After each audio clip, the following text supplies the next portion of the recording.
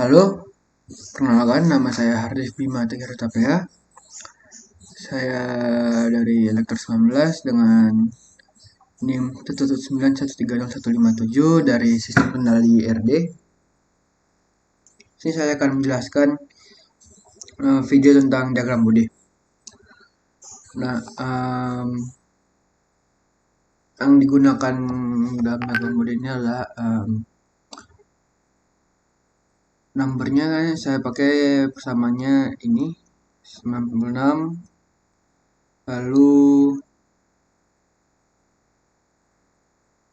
lalu denominatornya saya pakai satu, saya pakai jadi nanti dia jadinya per satu. Kita akan lihat grafiknya. Maaf.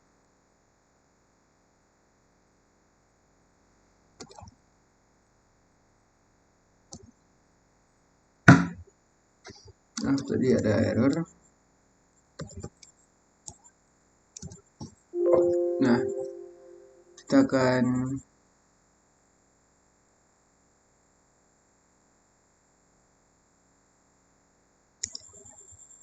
yuk pada salah sedikit sepertinya. Kita apa? Kita akan lihat ini grafiknya. Ini semakin besar frekuensinya, magnitudenya bakal semakin kecil ya. Ini untuk fungsi kuadratik yang pertama. Lalu kita akan masukkan fungsi kuadratik yang kedua. Masukkan namanya.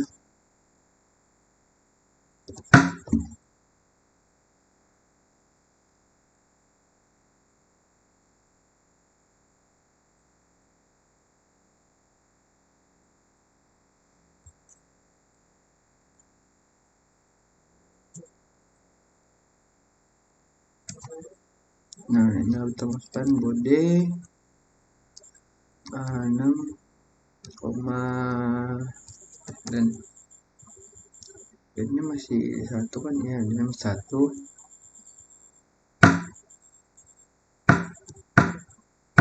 Oke, lalu kita kasih kembali dennya.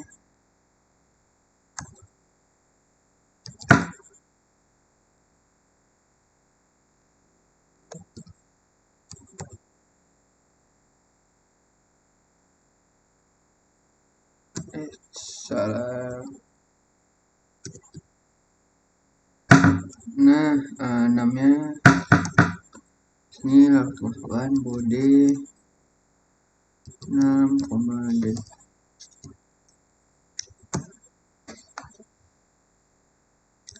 nah, akan dapat kita lihat grafiknya seperti ini. Semakin tinggi frekuensinya, magnitudenya akan semakin naik, dan di frekuensi puncak akan didapat nilai magnitudenya sebesar ini. Ini untuk fungsi kuadratik kedua di tangki pertama. Tadi itu fungsi kuadratik pertama di tangki pertama, ini fungsi kuadratik kedua. Nah, kita lanjut ke fungsi kuadratik yang pertama di tangki kedua.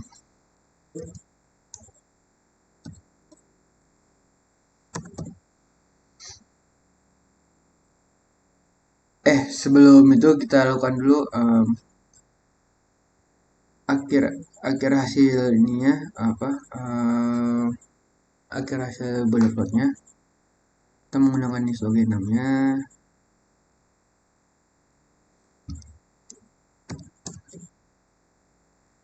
Lalu dannya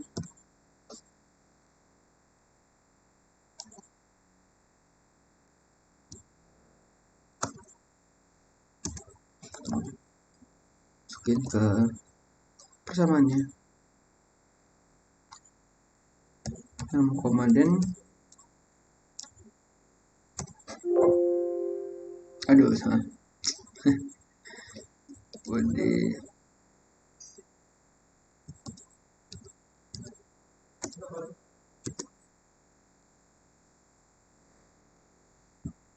ini 2 kali.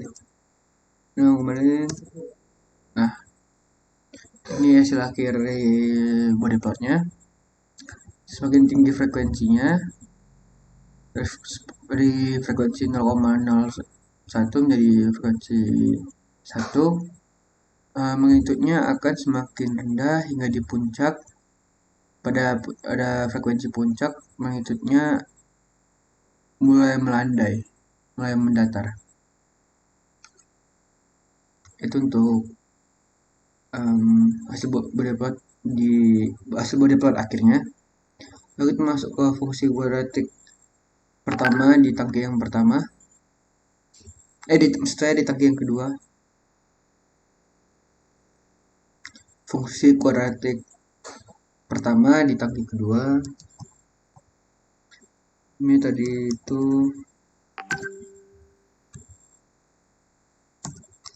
dan kita balikan ke 1, lalu masukkan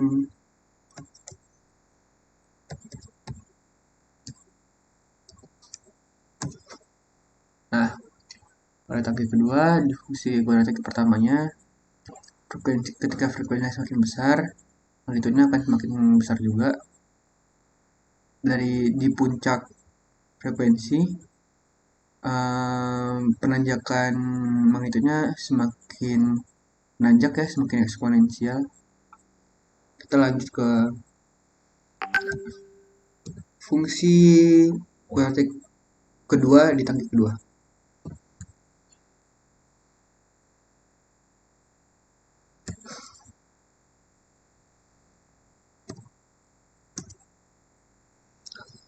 Masukkan rumusnya.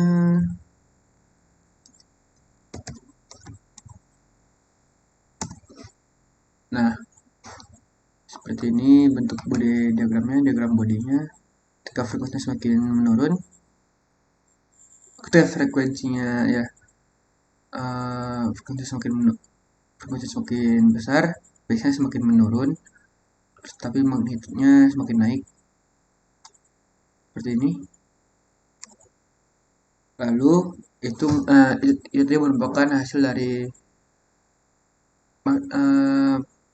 fungsi kuadratik kedua dari tangki kedua. Nah, fungsi akhirnya dari tangki kedua adalah, tuliskan dulu namanya.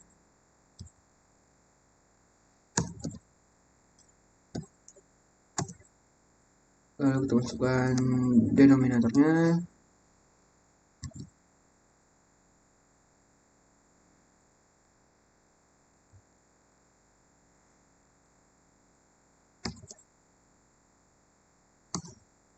Lalu kita masukkan bodinya.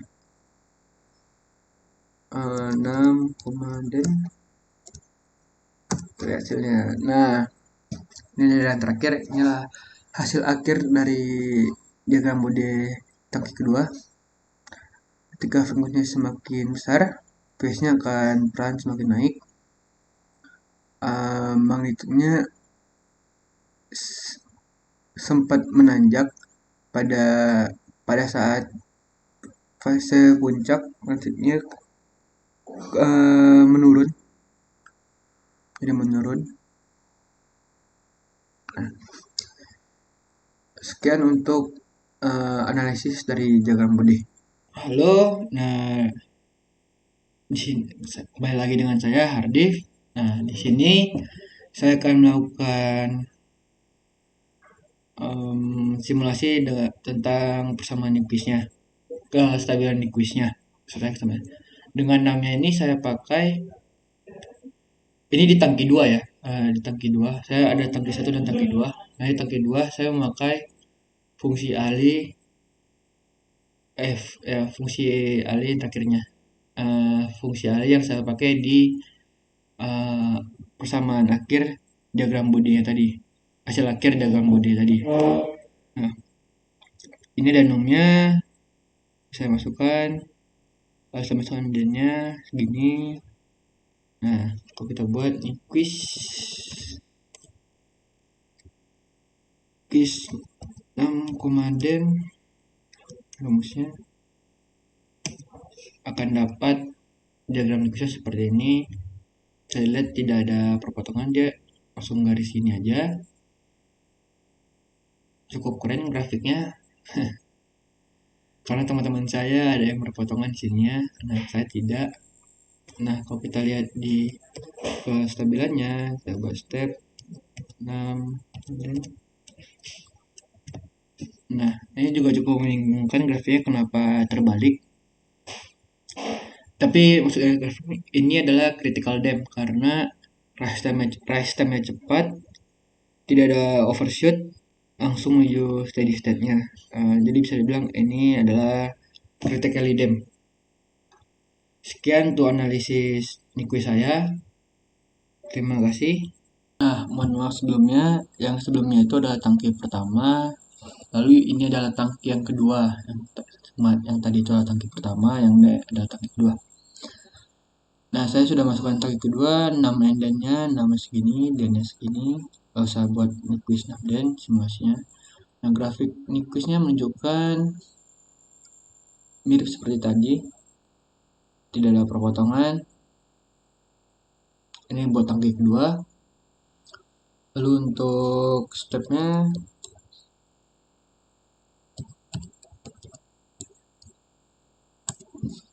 nah tidak jauh berbeda seperti tadi, tapi sepertinya rise time-nya sedikit lebih lama, tapi tidak jauh berbeda. Tetap critical damp, rasanya cukup terbilang cepat. Langsung mencapai steady set. Langsung mencapai steady set. Nah, ini adalah Niquis, diagram Niquis dan step responnya di tangki yang kedua. Maaf sebelumnya yang awal tadi merupakan tangki yang pertama. Nah, kita lanjut lagi ke dalam analisa sistem keterkendalian dan keterlambatan. Nah, kita mulai dulu dari tangki yang pertama. Keterkendalian dari tangki yang pertama, kita bisa lihat fungsi alihnya. GG1 yaitu seperti yang tertera pada layar saya, pada layar ibu atau bapak. Ini merupakan fungsi alihnya. Lalu ada bentuk kanonik keterkendaliannya. YS dibagi dengan YS per UE sama dengan segini hasilnya. Terus kita masuk dalam matriks X sama dengan AX ditambah BU. Nah, matriksnya ini X1 sampai X5. Ini ada matriks X 5 kali 1 apa 1 kali 5 ya? Ya segitulah maksudnya. Lalu ini ada matriks 5 kali 5, dikali lagi matriksnya. Ini matriks 5 kali 1 ya, sama matriks 5 kali 1 dikali U. Nah, ini ada 1 di akhirnya. Y sama dengan CX tambah DU, yaitu ada matriks Y, matriks CX sama dengan DU. Nah, ini ada QC ditambah dengan matriksnya ini BAB, A kuadrat B, A kuadrat 3B, 4B. QC sama dengan matriks 5 kali 5 juga. Bisa dilihat bentukannya. Nah, jika kita lihat ini, kita bisa simpulkan QC itu adalah 1. Nah, karena QC itu adalah 1, maka dapat kita katakan sistem ini dapat dikendalikan. Oke, kita lanjut ke keterlambatan. Mirip seperti tadi, masih 5 kali 1 dikali sama dengan matriks ini kalikan.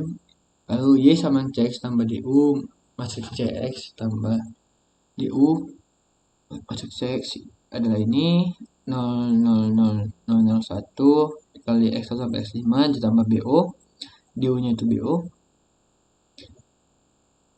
Nanti ada matriks Q0 nya jadi C, CA, CA kuadrat, CA pangkat 3, CA pangkat 4. Lalu kita buat cara matriksnya. Matriks Q0 akan menghasilkan nilai 1. Artinya sistem tangki 1 ini dapat diamati. Lalu ke tangki 2, kita mulai dari keterkendaliannya. Kita gunakan fungsi alih. seperti yang sudah tertulis di atas, nanti yang udah dipakai juga di dalam quiz dan diagram body. Lalu bentuk kanonik keterkendaliannya seperti ini. X sama dengan AX tambah BU nya. Seperti ini matriksnya, persamaannya. Oke, ada Y tambah matriks CX tambah DU. Matriks CX nya seperti ini. Dan DU nya itu B0. Lalu QC nya itu, matriks QC nya adalah B, AB, A kuadrat B, A pangkat 3B, A pangkat 4B. Nah, kita masukkan dalam matriksnya, matriks QC menjadi seperti ini. Lalu kita akan dapat hasilnya QC itu sama dengan 1. Nah, karena QC itu terdapat 1, maka dapat kita katakan sistem ini dapat dikendalikan. Kita lanjut ke bagian keteramatannya. Tidak jauh berbeda dengan tangki yang satu, tangki kedua juga sama prosesnya. Ini X tambah BU.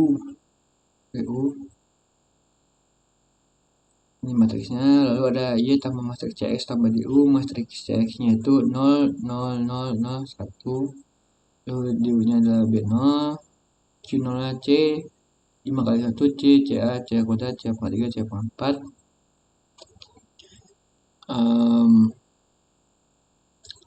Lalu kita masukkan Q0 nya. Dari matriks Q0 ini dapat akan menghasilkan Q0 sama dengan 1. Nah, karena Q0 sama dengan 1, maka sistem ini dapat kita katakan bisa diamati. Sekian untuk masalah simulasi di bagian keterlambatan dan keterkendalian. Kan kita lanjut di bagian PID, control PID. Halo, kita lanjutkan lagi di bagian analisis kontrol PID-nya. Kita mulai dari controller P-nya dulu, proporsional. Nah, bisa kita lihat di sini. Saya memakai KP 58,27. Kita masukin ke 6-nya. Diagram tambahin KP, masukin ke den. Dan ini diagram tambahin KP. Lalu kita lakukan pembagiannya step 6, den kita bagikan. Kita bisa lihat grafiknya, kita dulu ulang. Step responnya menjadi seperti ini.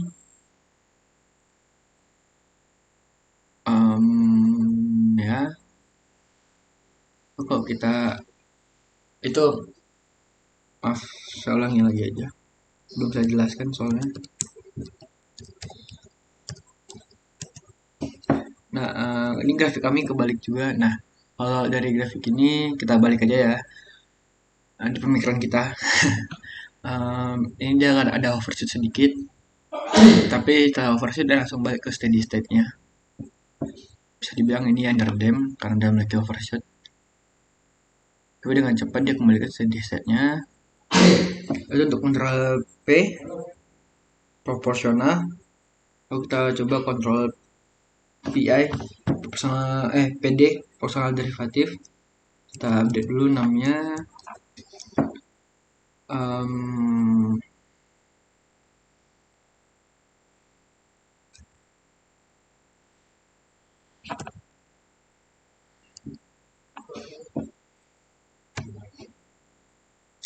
Ya,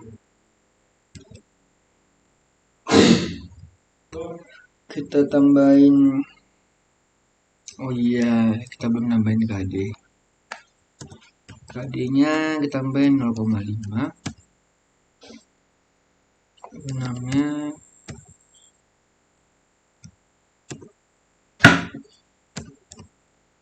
kita ada tambahin KD nya di sini.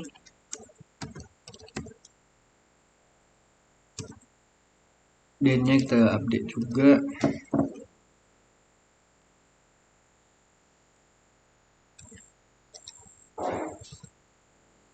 Nah, kita update bakal kita tambahin dan-nya itu di bagian sini.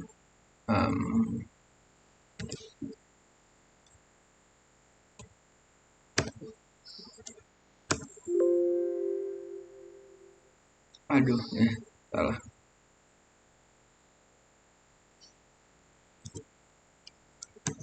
Nah, ya, saya membuat operasinya apa? Coba stepnya.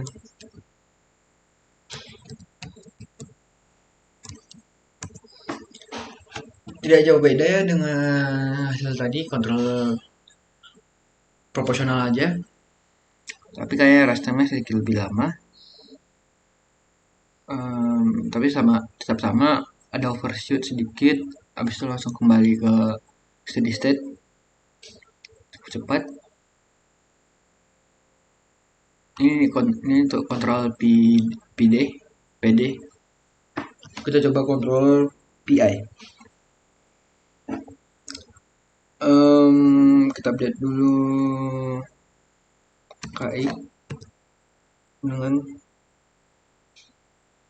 kita gunain KI nya 50. Kita update 6.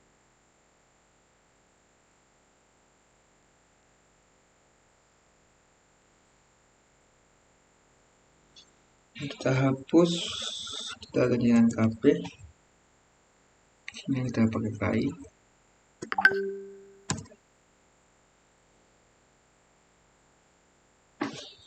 Nah, sebentar ya.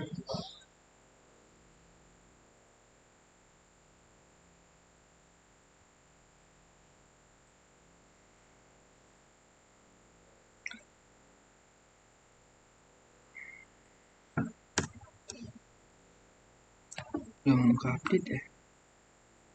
Oh iya, maaf. Nah, ya. Lupa tutup tadi. Update juga di denominatornya.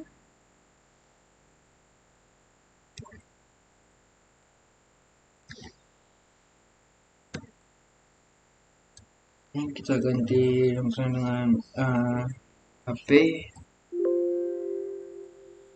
dengan KI. Oke, kita langsung stepnya. Iya, apa ya? 6 den.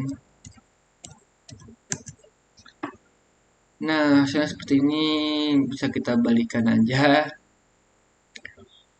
Awalnya naik, overshootnya semakin kecil, langsung kembali ke steady state. Tepat kembali steady state, tidak ada beroscilasi lagi. Overshootnya juga semakin kecil. Ini grafiknya sedikit ada yang salah memang, tapi ya begitulah, kita bisa pikirkan ini dibalikan, habis itu di reverse.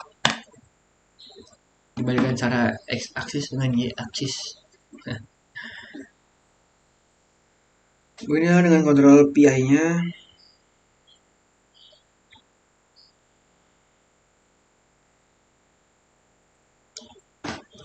Tadi kita sudah ada P, sudah ada PI, barusan sudah ada PD. Coba PID nya.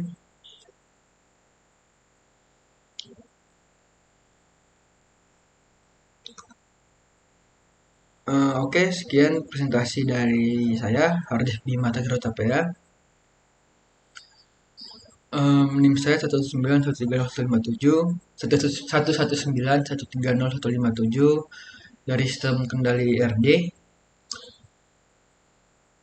Sekian yang bisa saya berikan.